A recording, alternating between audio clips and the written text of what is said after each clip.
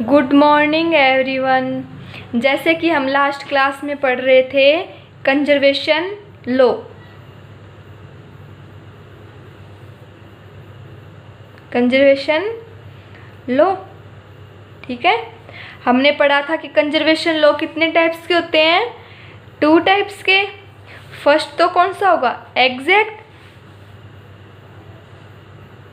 Conservation law, ठीक है। और सेकंड टाइप क्या होगा, अप्रोक्सीमेट कंजर्वेशन लॉ।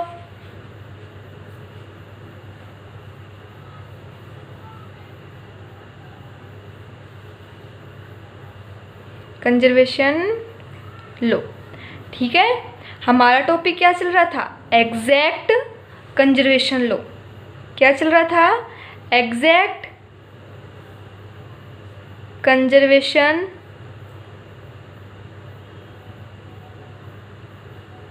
लॉ। हमने पढ़ा था कि एग्जैक्ट कंजर्वेशन लॉ क्या होते हैं। एग्जैक्ट कंजर्वेशन लॉ वो लॉ होते हैं जो 4 टाइप्स के जो इंटरेक्शन होते हैं सब में क्या हो, फॉलो कंजर्व्ड रहते हैं। वे लॉ जो चारों इंटरेक्शन है, strong, weak, electromagnetic and gravitational, इन चारों इंटरेक्शन में क्या रहे, कंजर्व्ड रहे, ठीक है। या फिर लागू वैलिड हो तो वो कौन से होंगे, एग्जैक्ट कंजर्वेशन लॉ। अब हम एग्जैक्ट कंजर्वेशन लॉ में पढ़ रहे थे कि कौन कौन से होते हैं। फर्स्ट तो क्या होता है, कंजर्वेशन ऑफ एनर्जी। सेकंड क्या होता है, conservation of momentum. Third, conservation of angular momentum. Fourth क्या होता है, कंजर्वेशन ऑफ चार्ज। फिफ्थ कौन सा था, कंजर्वेशन ऑफ लेप्टोन नंबर। और सिक्स्थ कौन सा होगा, कंजर्वेशन ऑफ बेरियन नंबर। ये 6 टाइप्स के एग्जैक्ट कंजर्वेशन लॉ होते हैं, ठीक है। तो हमारा फर्स्ट चल रहा था, फर्स्ट कौन सा था, कंजर्वेशन लॉ ऑफ एनर्जी या फिर कंजर्वेशन ऑफ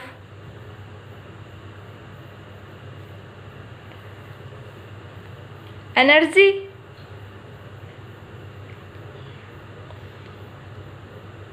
ठीक है।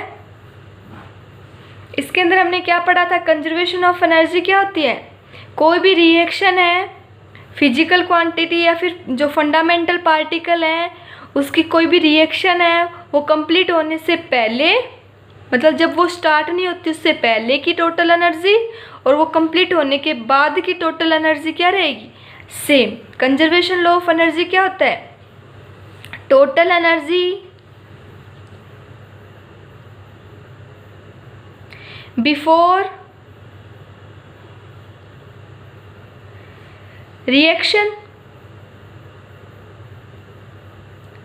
is equal to total energy after reaction, ठीक है।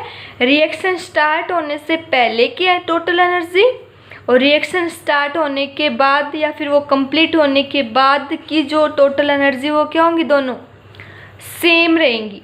ये क्या होता है, कंजर्वेशन ऑफ एनर्जी का लॉ होता है, ठीक है। इसके अंदर हम मास एनर्जी भी इंक्लूड करते हैं। टोटल एनर्जी में कौन सी एनर्जी भी इंक्लूड करेंगे, मास एनर्जी, ठीक है। हम जानते हैं E इक्वल टू क्या होता है, mc²।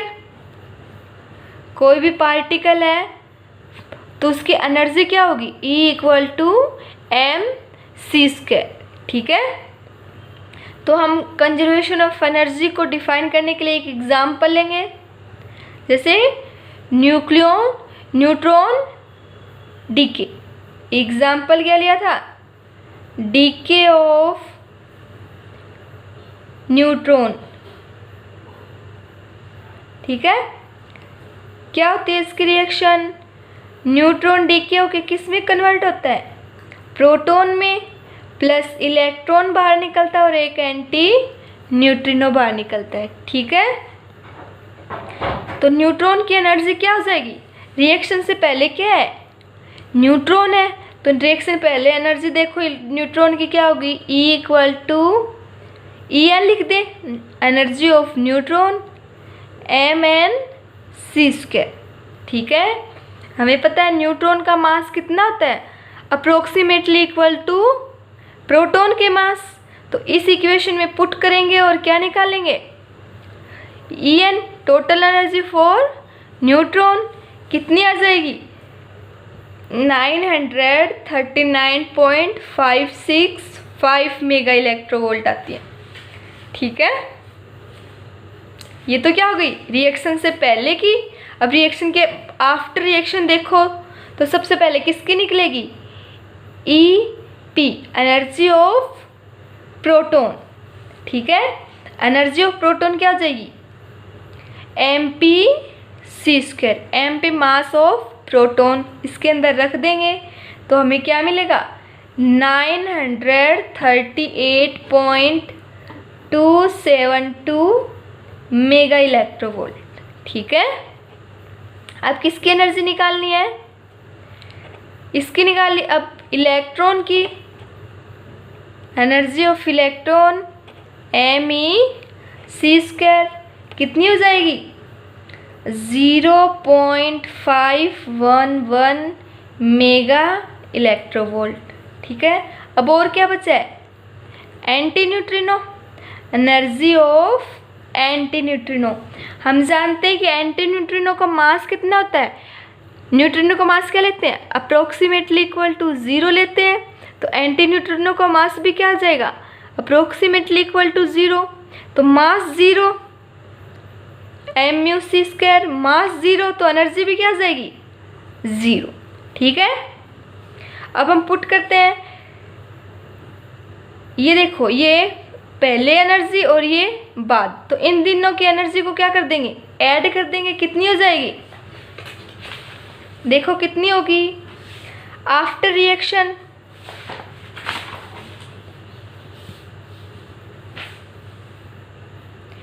टोटल एनर्जी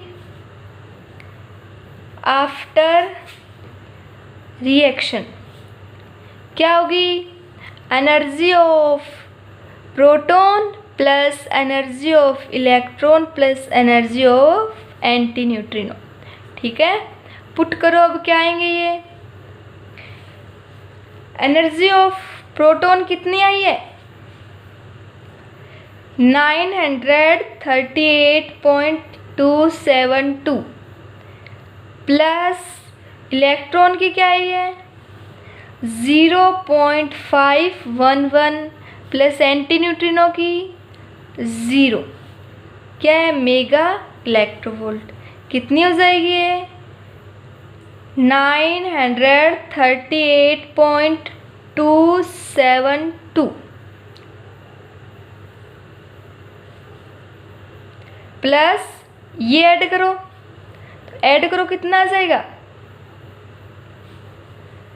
387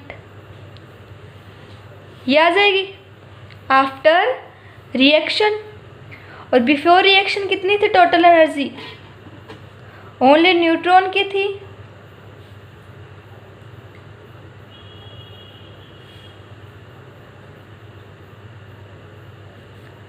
ठीक है, वो कितनी थी? 939.565 मेगा इलेक्ट्रोवोल्ट। तो इसको माइनस करके देखो कितनी आएगी? By the conservation law of energy कितनी आएगी? 939.565 माइनस किसनी माइनस करोगे? 938.783 किसके इक्वल आ रही है? अप्रोक्सीमेटली इक्वल टू आ रही है 0.782 मेगा इलेक्ट्रोवोल्ट। मतलब पहले एनर्जी इतनी और बाद में इतनी, मतलब ये एनर्जी क्या है? पहले ज़्यादा है। तो इसका मतलब ये क्या होगी? इतनी एनर्जी इस रिएक्शन को कंप्लीट करने में, मतलब ये इतनी एनर्जी क्या हो गई? फ्री हो गई इस रिएक्शन को कंप्लीट करने में। किस फॉर्म में फ्री हुई है? जो ये पार्टिकल हैं जैसे प्रोटॉन, न्यूट्रॉन और इलेक्ट्रॉन, इन सब की काइनेटिक एनर्जी के अंदर कन्वर्ट हो गई। किसके अंदर कन्वर्ट हो गई ये एनर्जी? इनकी काइनेटिक एनर्जी के अंदर। ठीक है, मतलब ये क्या हो गया? टोटल एनर्जी क्या हो गई? कंजर्व्ड हो गई। सेकंड लॉ कौन सा होगा? सेकंड लॉ देखो कौन सा होगा? Conservation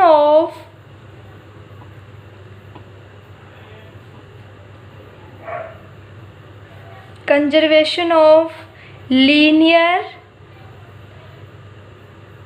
momentum. Conservation of linear momentum. ठीक है, इसका मतलब क्या होगा? कोई भी रिएक्शन है वो कंप्लीट होगी या फिर उस रिएक्शन के स्टार्ट होने से पहले का जो उसका लीनियर मोमेंटम है पार्टिकल्स का टोटल, वो, और जो रिएक्शन कंप्लीट होने के बाद अगर जो पार्टिकल हमें मिले हैं उनका जो लीनियर मोमेंटम है वो क्या रहेगा? सेम रहेगा। Total linear momentum before total linear momentum of particles before reaction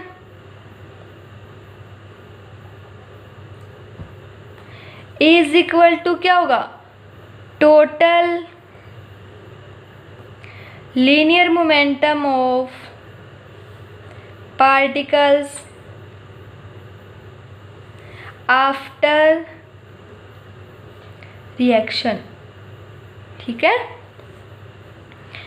reaction start होने से पहले जो पार्टिकल जो रिएक्शन में पार्टिसिपेट करते हैं उसका लीनियर मोमेंटम टोटल वो किसके इक्वल होगा? जो रिएक्शन कंप्लीट होने के बाद जो हमें नए पार्टिकल मिले हैं उन पार्टिकल्स के लीनियर मोमेंटम के इक्वल होगा। ठीक है, ये कौन सा लॉ होगा? Conservation law of linear momentum. ठीक है, इसके लिए हम कोई एग्जांपल लेते हैं। देखो example, for example decay of pion negative, pi negative या फिर पायोन नेगेटिव, किस में डीके होगा? Muon negative plus anti muon neutrino, इसके अंदर डीके होगा।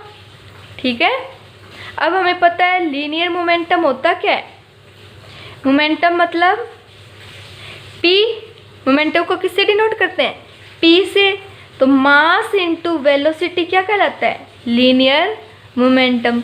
कोई भी पार्टिकल है उसका मास को अगर उसकी वेलोसिटी से, जिस वेलोसिटी से वह मूव कर रहा है उससे मल्टीप्लाई कर दे तो हमें क्या मिलेगा? Linear momentum. P equal to mv। ठीक है, इससे क्या मिल जाएगा? Linear momentum. ठीक है, अब हम ये मानकर लेट करके चलते हैं कि जो पायोन है जो रिएक्शन कर रहा है, डीके हो रहा है, वो स्टार्टिंग में क्या है? स्टेबल पार्टिकल है। क्या है ये? स्टेबल है, मतलब इसके अंदर कोई भी मोशन नहीं है। मोशन नहीं है तो मतलब v इक्वल टू 0 है। क्या हो गया? v इक्वल टू क्या हो गया? 0।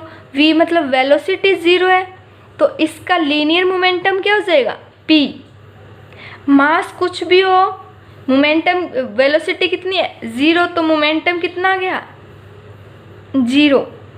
पायोन का मोमेंटम कितना आ गया? 0। तो कंजर्वेशन ऑफ लीनियर मोमेंटम का जो लॉ है वो क्या डिफाइन करता है?